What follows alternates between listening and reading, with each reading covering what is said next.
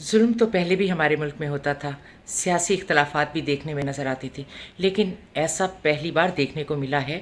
کہ صحافیوں کو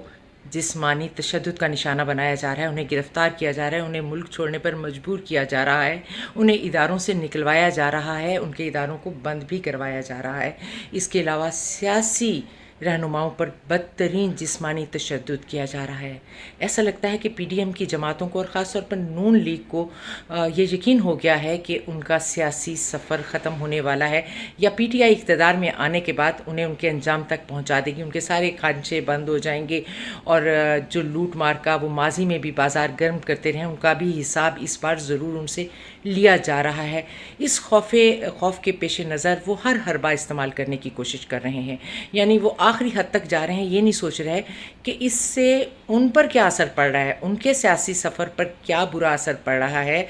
اور پوری دنیا میں وہ لوگ بدنام ہو رہے ہیں۔ یہ سوچے بغیر وہ یہ سارے اقدام لیے جا رہے ہیں، اندھا دھند لیے جا رہے ہیں۔